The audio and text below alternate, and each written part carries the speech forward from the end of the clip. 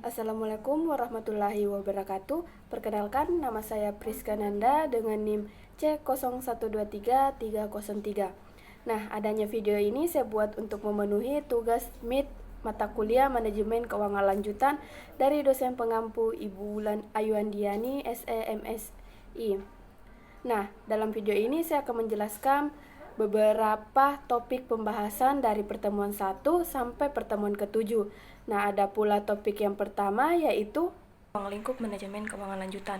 Nah, di sini di dalam ruang lingkup manajemen keuangan lanjutan mencangkup berbagai pembahasan yang lebih mendalam dibandingkan manajemen keuangan dasar.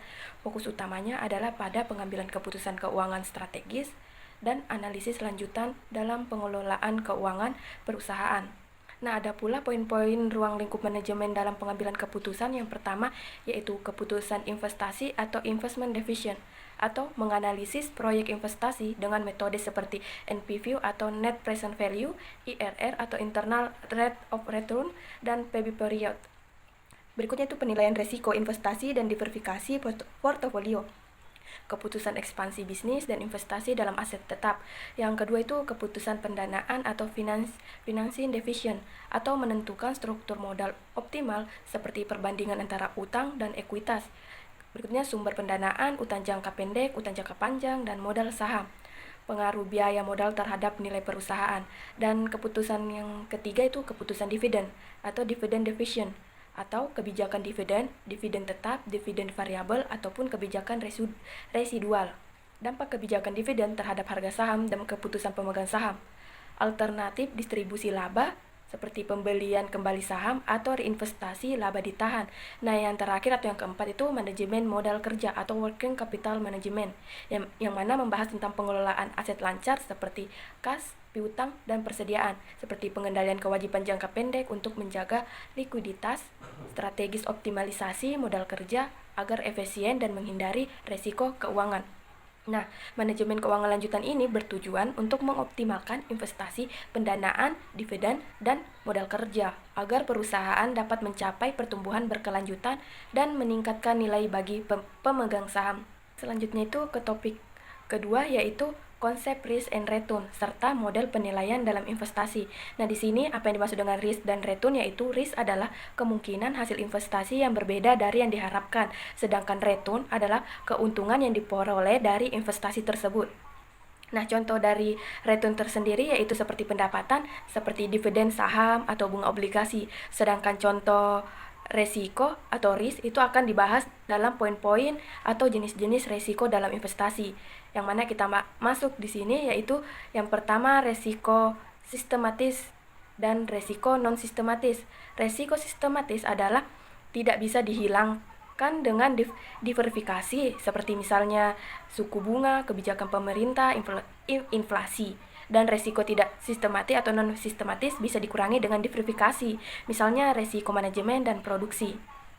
Nah, berikutnya itu tentang model penilaian investasi. Yang pertama itu Capital Asset Pricing Model atau CAPM. Model ini digunakan untuk menentukan expected return dari suatu aset dengan mempertimbangkan resiko sistematis seperti beta. Model Average Pricing Theory atau APPT itu model penilaian investasi. APPT adalah salah satu model penentuan return yang diharapkan dari suatu aset dengan mempertimbangkan beberapa faktor resiko sistematis. Model ini merupakan alternatif dari CAPM yang hanya mempertimbangkan satu faktor pasar atau beta pasar. Yang berikutnya itu Dividend Discount Model atau DDM.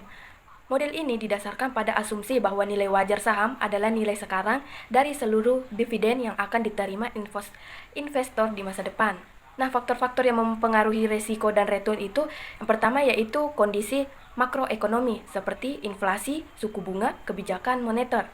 Dan kedua itu faktor industri dan persaingan pasar, yang mana di sini membahas tentang manajemen perusahaan dan strategi bisnis. Nah, yang berikutnya itu strategi mengelola resiko. Di sini yang pertama itu yang bisa dilakukan itu diversifikasi atau mengurangi resiko dengan menyebar investasi ke berbagai aset. Yang kedua hedging atau menggunakan instrumen derivatif seperti opsi atau futures. Asset allocation menyimbangkan portofolio berdasarkan profit resiko investor. Berikutnya itu topik ketiga atau yang dimaksud di sini adalah konsep risiko saham, jenis-jenis saham, serta proses penilaian dan lanjutannya. Yang pertama-tama itu kita masuk tentang definisi saham. Saham merupakan instrumen kepemilikan di suatu perusahaan yang memberikan hak suara kepada pemegangnya dalam RUPS dan bagian dari keuntungan perusahaan dalam bentuk dividen. Nah, jenis-jenis saham ada beberapa. Yang pertama yaitu saham biasa, di mana saham biasa ini adalah surat berharga yang menunjukkan kepemilikan atas suatu perusahaan. Pemegang saham biasa memiliki hak suara dalam rapat umum pemegang saham atau RPUPS dan berhak atas pembagian dividen, meskipun tidak dijamin dalam hak likuiditas perusahaan. Pemegang saham biasa memiliki klaim terakhir atas aset perusahaan setelah semua kewajiban dan saham preferen diselesaikan. Nah, yang kedua itu ada saham preferen, di mana saham preferen di sini membahas adalah gabungan antara obligasi dan saham biasa, di mana pemegang saham preferen biasanya menerima dividen tetap dan memiliki prioritas lebih tinggi dalam pembagian dividen dibandingkan pemegang saham biasa. Namun, mereka umumnya tidak memiliki hak suara dalam RPUS, berbanding terbalik dengan saham biasa. Faktor-faktor yang mempengaruhi nilai saham, yang pertama itu ada tingkat keuntungan yang diharapkan, di mana yang dimaksud di sini adalah investor membeli saham dengan harapan yang memperoleh keuntungan di masa depan, baik dividen maupun capital gain atau kenaikan harga saham. Yang kedua yaitu tingkat pertumbuhan dividen, di mana di sini membahas bahwasanya dividen adalah pembagian laba kepada pemegang saham jika perusahaan secara konsisten meningkatkan dividen. Hal ini menunjukkan kesehatan keuangan yang baik dan potensi pertumbuhan jangka panjang saham dengan tingkat pertumbuhan dividen yang stabil dan cenderung diminati investor, sehingga meningkatkan nilainya.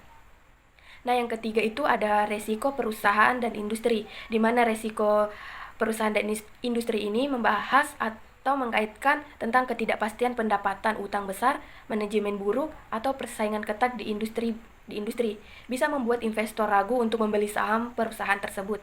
Semakin tinggi resiko, semakin besar potensi fluktuasi harga saham. Dan ini bisa menurunkan nilainya.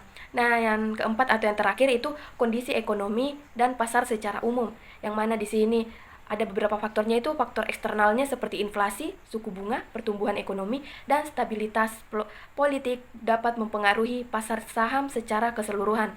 Misalnya jika ekonomi sedang resesi, investor cenderung lebih berhati-hati dan harga saham secara umum bisa menurun. Topik selanjutnya itu konsep resiko obligasi, jenis-jenis obligasi, serta proses penilaiannya. Nah, obligasi adalah surat utang jangka panjang yang diterbitkan oleh perusahaan atau pemerintah untuk memperoleh suatu sumber dana. Nah, ada pula karakteristik obligasi. Yang pertama itu nilai nominal, di mana di sini membahas tentang nilai pokok yang akan dibayar saat jatuh tempo. Nah, yang kedua itu kupon, yang dimana di sini membahas tentang persentase bunga yang dibayarkan secara periodik. Berikutnya itu jangka waktu, yang mana di sini membahas tentang tenggat waktu pelunasan obligasi. Berikutnya itu yield to maturity atau YTM, yang membahas tentang tingkat pengembalian total jika obligasi dipegang sampai jatuh tempo. Nah, yang berikutnya itu penilaian obligasi. Penilaian obligasi menggunakan beberapa rumus pendekatan. Yang pertama atau yang umum digunakan yaitu rumus R sama dengan sigma C per 1 tambah R pangkat T tambah M per 1 tambah R pangkat N, di mana keterangannya itu membahas bahwasanya P itu harga obligasi, sedangkan C itu pembayaran kupon per periode, dan R itu tingkat diskonta, sedangkan M itu adalah nilai nominal, dan N adalah jumlah periode sampai jatuh tempo. Nah, ada pula resiko-resiko obligasi. Yang pertama itu resiko suku bunga atau harga obligasi menurun saat suku bunga naik, dan resiko gagal bayar atau emitmen tidak mampu membayar bunga atau pokok. Yang berikutnya itu resiko likuiditas, sulit menjual obligasi tanpa menurunkan harga. Topik selanjutnya yaitu konsep resiko reksadana, jenis reksadana dan serta proses penilaiannya. Yang pertama-tama yaitu kita masuk tentang pengertian reksadana. Reksadana adalah wadah untuk menghimpun dana dari masyarakat pemodal yang selanjutnya diinvestasikan dalam portofolio efek oleh manajer investasi. Ini cocok bagi investor dengan waktu dan pengetahuan terbatas tentang pasar modal. Nah, ada pula pihak-pihak yang terlibat. Yang pertama itu investor. atau pemodal yang memberikan dana. Kedua itu manajer investasi atau yang mengelola portofolio efek. Ketiga itu bank kustodian atau yang menyimpan dana. Dan yang keempat itu agen penjual atau yang menjual produk reksadana ke masyarakat. Nah, ada pula jenis-jenis reksadana. Yang pertama itu reksadana pasar uang, di mana di sini membahas tentang investasi pada instrumen pasar uang atau jangka pendek resiko rendah. Dan kedua, reksadana pendapatan tetap, yaitu investasi di obligasi serta utang. Ketiga itu reksadana campuran atau kombinasi saham obligasi dan pasar uang. Dan berikutnya itu reksadana saham yang fokus pada saham atau resiko tinggi, potensi imbal, hasil tinggi. Nah, ada pula poin selanjutnya itu keuntungan investasi reksadana, yang mana yang pertama-tama itu keuntungan itu dikelola profesional, kedua itu diversifikasi investasi, berikutnya biaya rendah, berikutnya transparan dan liquid. Resiko investasi reksadana juga ada beberapa, yaitu resiko pasar, resiko kredit, resiko likuiditas, dan resiko perubahan nilai aktiva bersih. Dan ada pula mekanisme investasi, yang mana investor membeli unit penyertaan reksadana. Harga unit disebut NAB atau nilai aktiva bersih per unit. Pembelian dan penjualan dilakukan melalui agen atau platform online. Dan ada pula regulasi dan pengawasan, yang dimana di sini diawasi oleh Otoritas Jasa Keuangan atau OJK. Manajer investasi harus memiliki izin dan tunduk pada ketentuan hukum pasar modal. Baiklah, selanjutnya ke topik yang terakhir, yaitu konsep perhitungan biaya modal. Nah, di sini yang pertama-tama yang kita ketahui terlebih dahulu itu biaya modal. Biaya modal adalah biaya real yang dikeluarkan perusahaan untuk memperoleh dana dari berbagai sumber, baik dari hutang, saham preferen, saham biasa, maupun laba ditahan. Nah, tujuan perhitungan biaya modal adalah untuk mengetahui seberapa besar biaya nyata yang dikeluarkan perusahaan dalam memperoleh dananya. Nah, ada pula sumber-sumber modal. Yang pertama yaitu modal asing.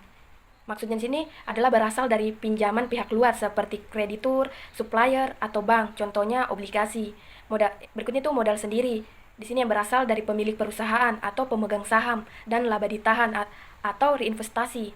Nah, fungsi biaya modal yaitu ada beberapa, yaitu yang pertama sebagai dasar penilaian investasi. Yang mana dimaksud di sini adalah biaya modal digunakan sebagai discount rate untuk mengevaluasi kelayakan suatu proyek investasi. Berikutnya itu digunakan dalam metode seperti net present value atau NPV dan profitability index atau PI. Yang kedua itu menentukan struktur modal yang optimal. Dengan membandingkan biaya dari berbagai sumber dana atau utang saham biasa, saham preferen, laba ditahan, perusahaan bisa menentukan komposisi modal yang paling efisien dan menguntungkan. Dan yang berikutnya itu sebagai alat pengembalian keputusan, yang dimana di sini keputusan pendanaan, yang dimana di sini membantu perusahaan dalam memilih sumber pembiayaan. Misalnya, apakah lebih murah menerbitkan obligasi atau saham.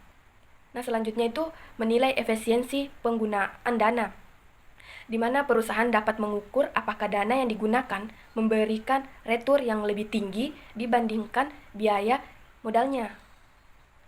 Nah, yang berikutnya itu sebagai tolak ukur bagi investor, yang mana di sini investor dapat menggunakan biaya modal sebagai acuan minimum tingkat pengambilan yang diharapkan dari investor dari investasi pada perusahaan tersebut.